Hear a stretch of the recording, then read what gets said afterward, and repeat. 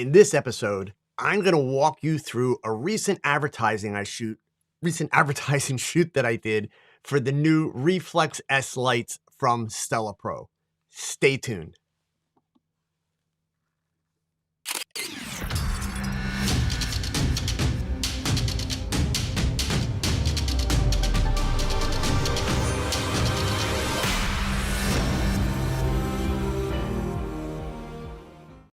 Hey gang, I am Joe Edelman, and this is The Last Frame, the only live show with a focus on the hows and whys behind making consistently great photographs.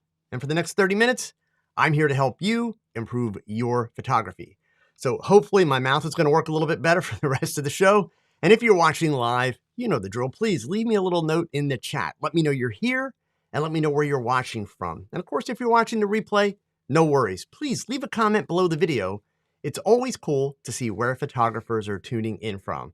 Already, I'm seeing people here. We've got Ken in the UK. David just snuck in here from the UK. Renee in Switzerland. I got Nicola in Italy. John in Harrisburg. Eric in New Jersey. Lynn in New York.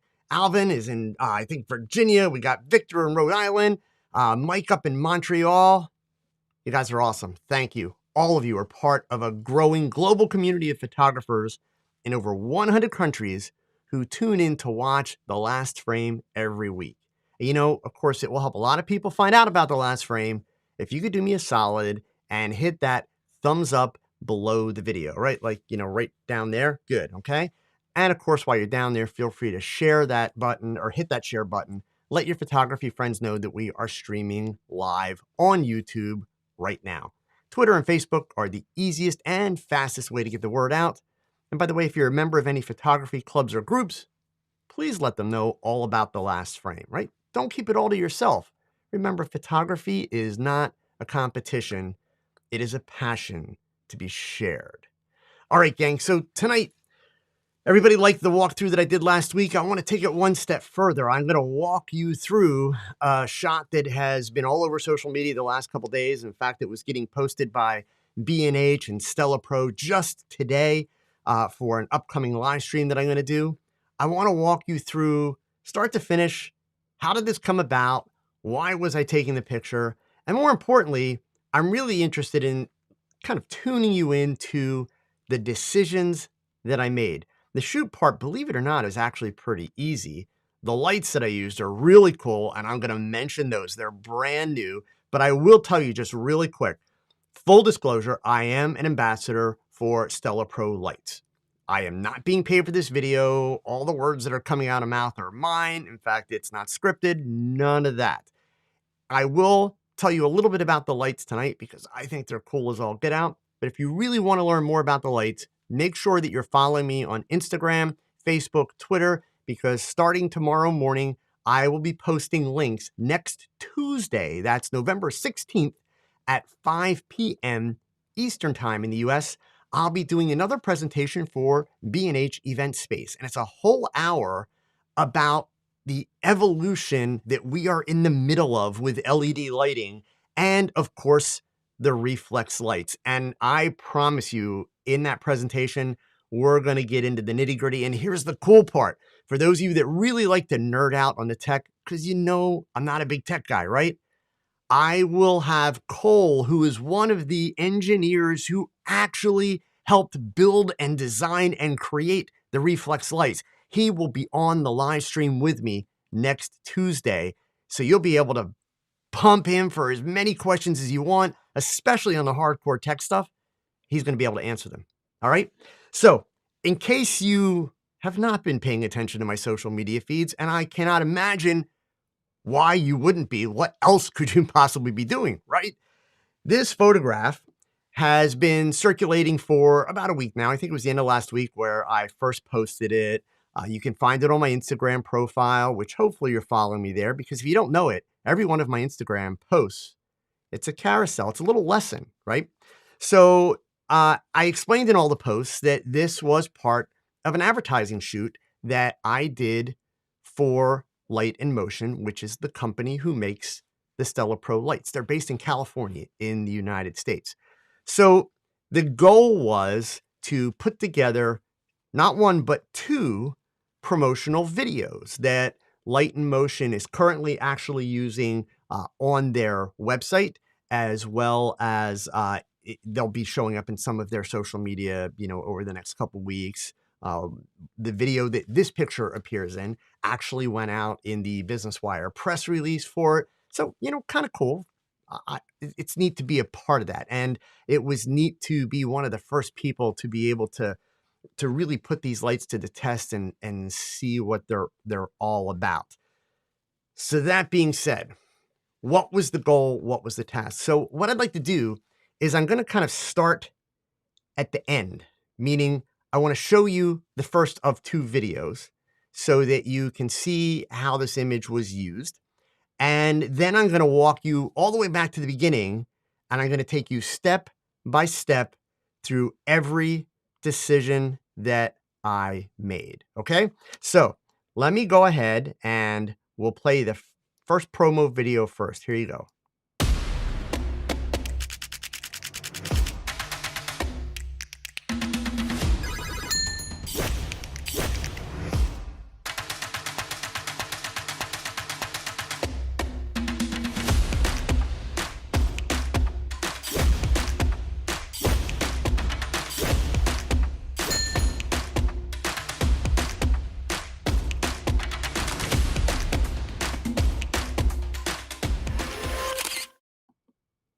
Pretty cool, huh? So my task was to do a shoot, come up with a series of images that showed off the digital burst feature of this light. Now, again, I'm going to do most of the talking about the light towards the end because I know not everybody's interested in the tech, so I'm not going to make you suffer through it. But let me give you just a quick overview. Basically, this is an LED light. Now, there's actually 2 parts to this light. So you're seeing it right now mounted on the battery grip or the battery handle. So the battery is this base part. To give you an accurate sense of size, here's the cool part. The light itself fits in the palm of my hand. Like, how crazy is that, right? So what this light is capable of doing with an LED chip, it is capable of creating a digital burst up to 20 times per second. Now, your strobes can't do that. Excuse me. Strobes can't do that because they need to recycle. They're going to overheat. And strobes sometimes just misfire, right? So my task was come up with a set of images that illustrate that concept. So the other kind of caveat here, this was on a really short turnaround. This was kind of a last minute idea that, by the way, photographers who want to be in business, I suggested it to the company, gave them a great idea. They loved the idea and said, okay, let's do it. Excuse me, gang. So always be entrepreneurial in your thinking, those of you that are in business or trying to be in business, right? So I had a very short time period to put this together. So right out of the box, once I got the go, that says to me, okay, I want to try and make my life as simple as possible because this is a client that is important to me. It is a client that I want to impress. And this company has a lot riding on what I'm about to do because this is the release of a brand new product, evolutionary product in lighting, okay? I am so sorry. So what I decided to do right out of the box, I decided that I was going to cheat a little bit. And what I mean by that is, and by the way, just so you all know that are watching, the client's tuning in. They're listening to this. It's okay. I decided I was going to cheat a little bit and steal from my own ideas. Because in order to show off a light that can shoot 20 frames a second, I needed something that was going to have a lot of motion, right? That's kind of a given because I need to be able to stop that motion. And I need to be able to show that the light is going to be consistent. It's not going to miss any shots, that the color, brightness, everything is going to be the same in all the frames. So, excuse me. That being said, let me, if I don't choke to death, I'm going to switch my screen over here. And I want to show you the 2 pictures that I stole from, my pictures that I've done in the past. For the makeup concept, many of you have seen this picture on my website. where I did this kind of mosaic makeup idea. And I knew right out, I shouldn't say I did it, but my makeup artist did it for me, right? I knew that right out of the box for this shoot, I wanted to do a shot that was going to be bold and in your face. So the idea of having all the colors on the face, I loved, but of course I wanted a lot more color than what you're seeing in this shot. That doesn't get me the motion. I still needed the motion. You may have seen before, or you may remember this image where I have material flying around the model's head. In fact, I can show you a quick little video clip here behind the scenes where I have the material clipped to the back of the model's tube top. There's a fan on the floor underneath her that is blowing the material straight up in the air. I'm actually shooting the picture with the remote control in my hand, and my makeup artist, Monet, is behind the camera giving the model directions. You might also notice in this particular shot that it's the same young lady that I used. So also, given that I was on a tight time frame, I wanted to make sure that I was working with people that I knew, people that I could trust, people that I could count on. And so I wanted to be able to walk into the shoot and essentially know, okay, all the elements that I am choosing here, I can bring this together and I can achieve the goal of getting a bold shot that's going to be attention grabbing, but also being able to show off the 20 frames per second, right? So that's where we start. Now, when it comes to the colors, I knew that I wanted to do something that was going to stand out and be a little bit different. So I kind of went in a couple different directions here. So I want you to just kind of ignore her face for a moment. And we're going to talk just about the red and the yellow. So if you follow every year, the company Pantone, they put out, let me just switch back to the browser here. They put out a color of the year every year. And actually, sometimes I think it's two colors, but usually the one that everybody talks about is the brighter of the two. In 2021, the color of the year is yellow. Now you can see from the Pantone website that it's a little bit more of a pale yellow, but yellow's kind of the trendy color this year, right? So, I'm not a big fan of trends, but there are times when trends can be to your benefit. So instead of saying, okay, well, I'll do the trend, I wanted to take that part of the color spectrum, the yellow, but I wanted to go with something that was a little warmer and also still bold. And then I decided I would add red to it. And I wanted to add red to it for a couple of reasons. Number one, if you kind of look around online at advertising, you actually don't see a lot of advertising pictures with lots of red.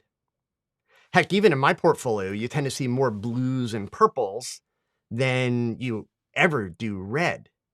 But if you go to a website or any of the guidebooks that talk to you about color and emotion, I'll read you from one of them. Red is associated with energy, strength, power, determination, as well as passion, desire, and love. Red is a very emotionally intense color. It has very high visibility, which is why stop signs and stoplights are usually painted red. Red brings text and images to the foreground. Use it as an accent color to stimulate people to make quick decisions. So remember, this is not a picture that I'm creating just for me to be creative. This is a picture that I'm creating for a company to use as an attention getter for their lights. So this is the concept now why I've settled in between the red and the yellow.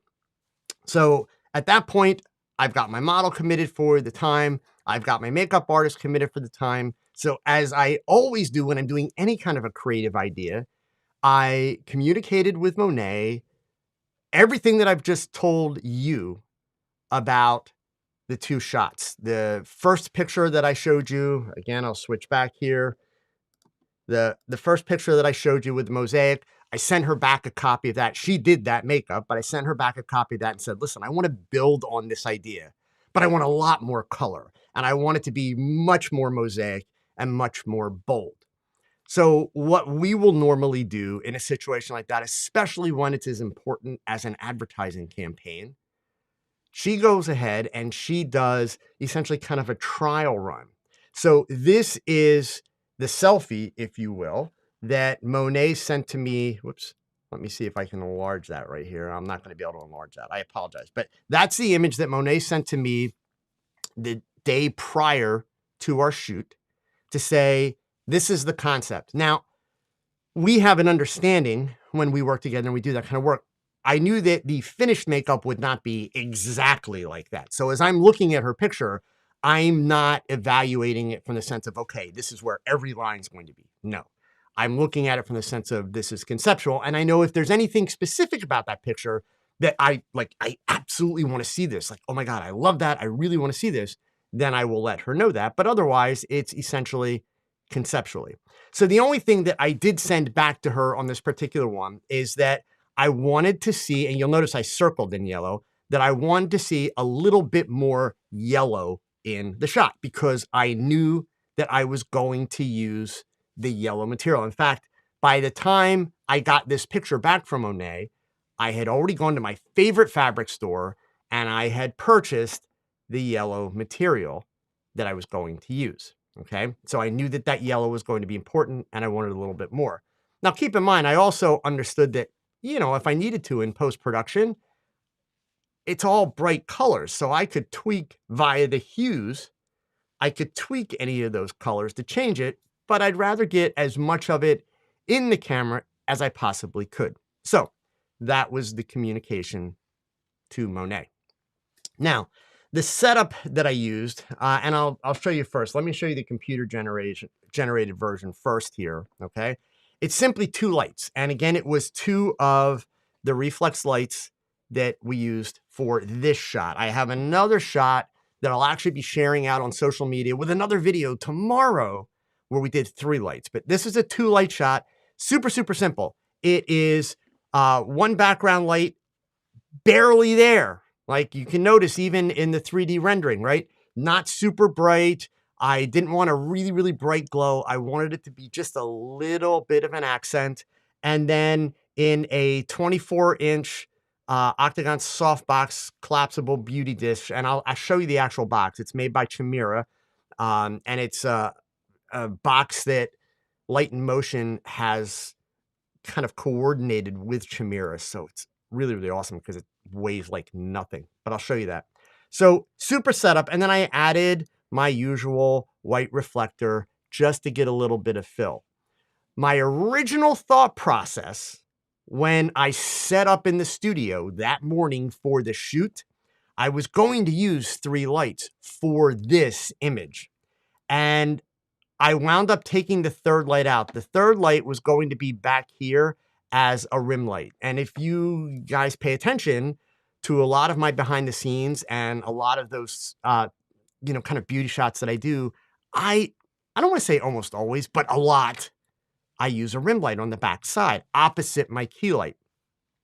As soon as I started my test shots, I took the rim light out simply because with the material flying all around, it was all well and good if the material stayed on the side of the face closer to the key light.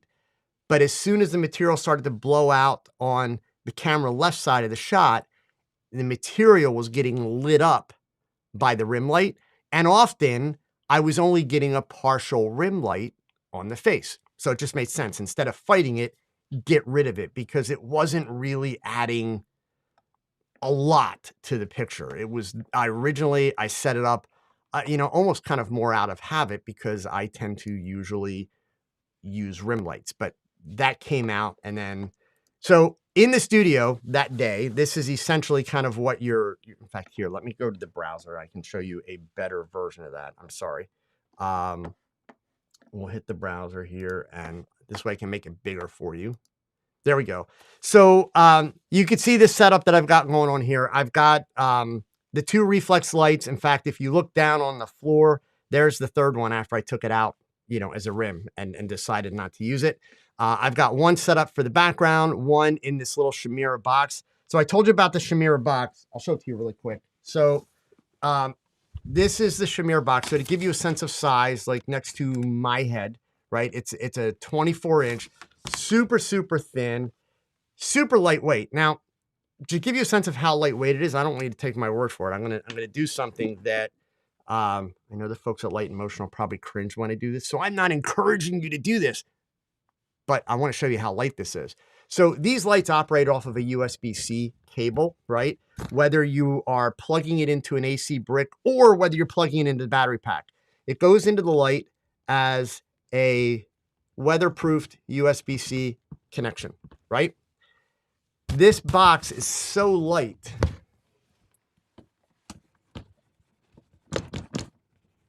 That's straight up dangling by the UC or USB-C connection. I don't recommend that you do that, but I wanted to see that I'm not kidding when I say the box is really, really light. It does have a dual baffle. Front comes off. I'm not going to be able to get it off without two hands, but there is a smaller baffle on the inside. So I was actually very, very pleasantly surprised when I got my hands on that box, when I realized just how lightweight it was and everything else. Absolutely incredible. So the setup here, you know, pretty basic. I've got my camera set up on a really good old-fashioned tilt-all tripod, but I've got a Tether Tools rock solid arm with a tether table, and I'm using it in my usual Acrotech ball head, all of my usual stuff there. The reason why I wanted to show you the behind-the-scenes picture is just to point out one little thing that unfortunately photographers get sloppy about, and I'm known for getting sloppy about it too. This boom arm is only about 5 feet 6 inches off the ground at the top, which meant that if I was leaning over the camera and stood up and turned to my right, I indeed would probably like walk right into the end of the boom arm. So that big thing of material that you're seeing there is just a piece of tool that was in a plastic bag in my studio. I pulled it out and just took a hairband from the makeup station and hung it on the end so that between myself and, you know, Monet, as we're moving around the studio, we weren't going to wind up with the end of a C-stand in our eye. So that kind of stuff's actually really, really important, right? So let's see here. We'll go back to the second display. What you wind up with is just image after image after image after image. And the challenge, of course, was, now, this is one of the challenges that I ran into. I often talk to you guys about problem solving, right? So I'm on a little bit of a tight schedule. I had set a goal of being able to do 2 completely different shots on the day of the shoot. So you'll see tomorrow when I post the images on social media, the first shot of the day, she has just pretty girl makeup on, no crazy colors, none of the mosaic stuff, nothing like that at all, right? So this was the second shot of the day. And indeed, the first shot of the day took a little bit longer than I would like. That happens. So we were getting a little bit tight on time. And the challenge was, okay, how do I get everything that I'm, you know, really after here, and how do I get it to come together? So one of the things that I will show you, and I'm just going to navigate here really quickly, and I want to grab another set of pictures for you guys to look at. Whoops, provided that I can. There we go, iCloud Drive. What you're seeing as far as that, is it going to let me do this or not? Yeah, there we go. What you're seeing as far as that finished image is not my original idea for the mosaic, though. I told you that I thought I'd do the material. Well, that was actually plan B. So I left, I kind of buried the lead, but I'm going to own it, and I'm going to show you here, okay? So bear with me one second. All right.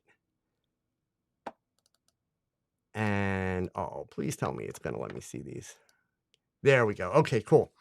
My original idea with the mosaic that I really, really wanted to do was not the material. As I said, that was plan B.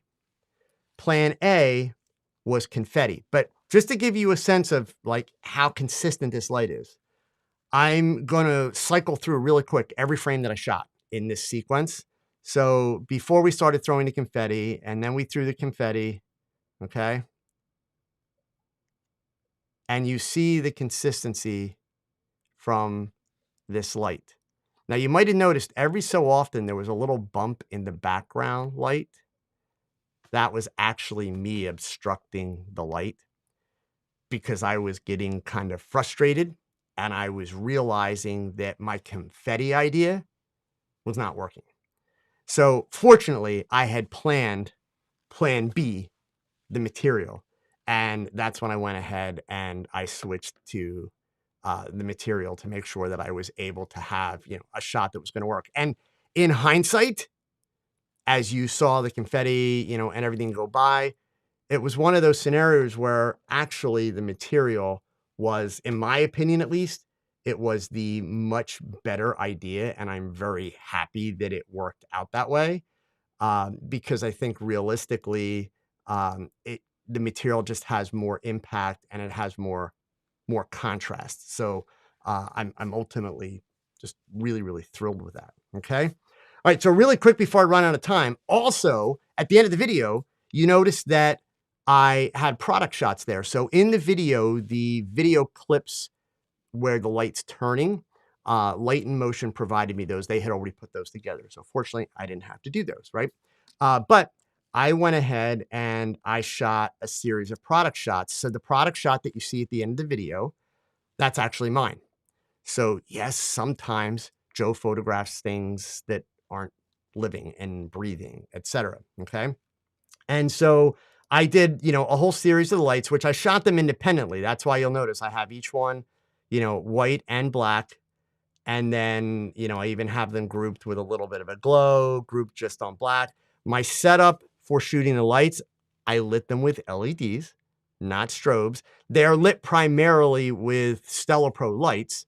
I did add these two little Godox bars just to get a tiny bit of extra highlighting on the edges, but that gives you a sense. And you could see, out of camera, that's the shot. So not all kind of crazy masking and post-production and cleanup work. They're shot clean to be exactly the way that I want the finished image to be. So that being said, I have, I'm almost out of time. Cool. So some questions that are in here about the lights and also about the makeup. Let me get that from Lionel. The softbox, the beauty box, super, super lightweight. Honestly, it's awesome. Early on, I had a question about makeup from, gosh, let me find it.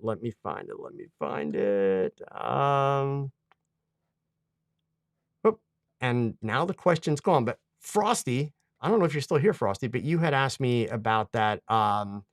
The makeup. We didn't use any tape or masking. Much to the amazing talent of my makeup artist, she did it all freehand. If you watch really, really close in a little animation, yes, it had to be cleaned up. No human being is capable of getting it that perfect. But essentially what you see there is what she did. Yes, I did a little bit of post-production, clean up the lines, tidy up things. I will tell you, remember what I told you about getting the yellow on the chin? She was not able to give me a bright yellow. She actually didn't have any. And since I just asked her for that bright yellow the day before, she was able to give me a gold color though, and I was able to easily turn that into the yellow with a hue adjustment. That's all it took. Okay. So it was really super, super simple to do. Okay.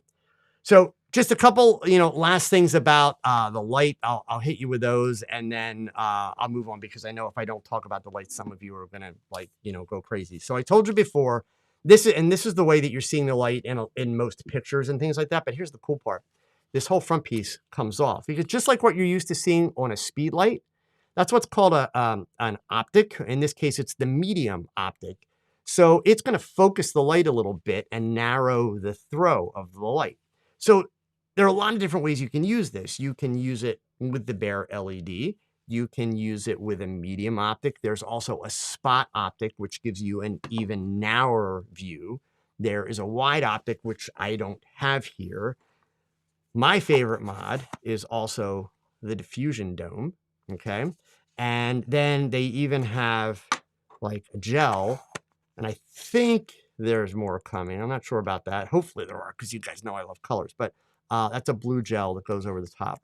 So, basically And again, this is the Reflex S. So there's two models. There's the Reflex S. The difference between them, the Reflex, the standard model, will do up to 10 frames a second at full power. And you can set your burst duration at, or excuse me, it has the set burst duration at 5 milliseconds. With the S, you've got the variability. So you can get up to 20 frames per second, and you can adjust the burst duration from 0.5 milliseconds to 5 milliseconds, which is incredible, okay? Runtime is amazing. You can run anywhere from, like 30 minutes to 600 minutes, depending on what power you're setting in it. But I will tell you this, on digital burst, on a full battery charge, 18,000 bursts if you're just using it on digital burst. So really what this light does is the short answer. And again, Tuesday, watch my social media. You're going to see the links. You'll be able to get all the breakdown on this. This light gives you the ability, especially for you event shooters, wedding shooters, but even portrait shooters, it gives you the ability with one button to go from continuous light to digital burst. One button push and you're there. It works with Godox triggers. It works with Edelman triggers. If we're lucky, they'll potentially even expand that through firmware upgrades. It is firmware upgradable through an iPhone app. Incredible piece of gear. There's already a link in the description below the video, and I'll be adding actually a couple other links that I want you guys to have access to, including an actual review, because I'm an ambassador. So, I can't really give you a review other than to say I love it, and I do.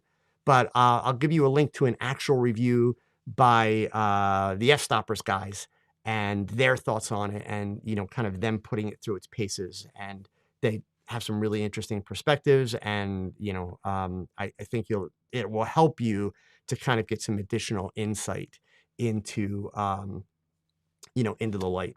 So I feel like I kind of rushed. I hope that I got everything that was part of the shoot, and I hope that you found it interesting, because really the moral is, understand that for those of you that want to kind of go to that next level with your work and want to be able to start working professionally and want to be able to pick up clients, it's a lot more than just taking a picture, right? And it's different for different clients, meaning some clients are going to come to you and they're going to say, look, I want exactly this color, and I want you to do exactly this, and I want you to do exactly that, okay?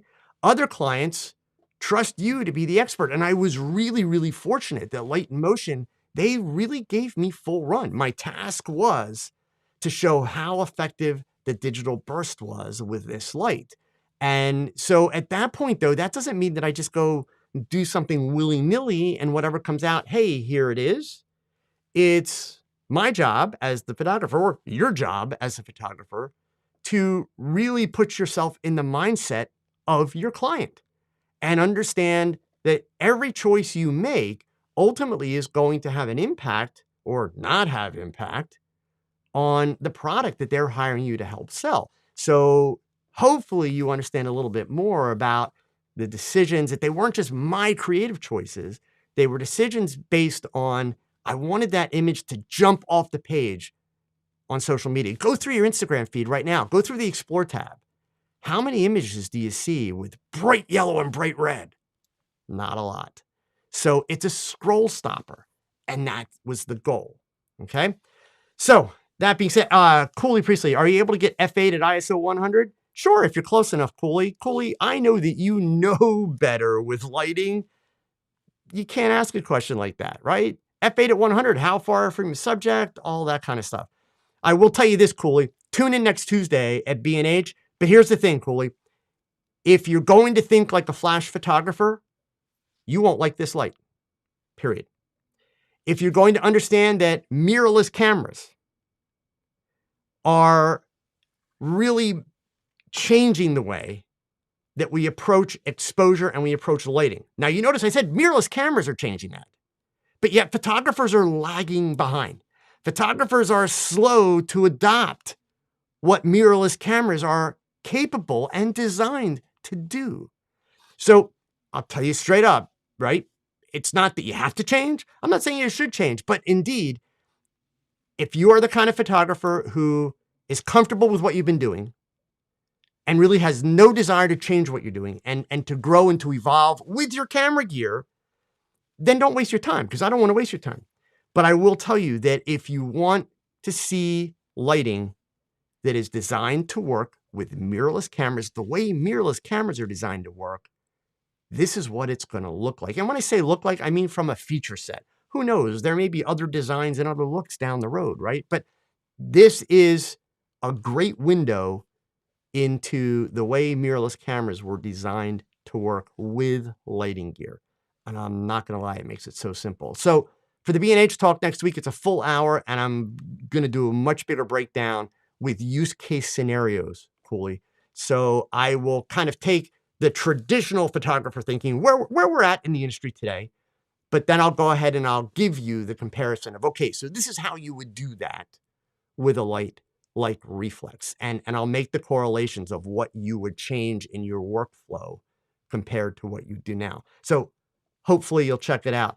Frosty the Bear Man, this is the future of Flash, I'm guessing. I don't think Flash, as we know it, strobes, let me use the word strobes. I don't think strobes will ever go away, or at least not for a very long time, for one simple reason. If your primary concern with lighting is simply ultimate power, then strobe is still the game. Ultimate power, right?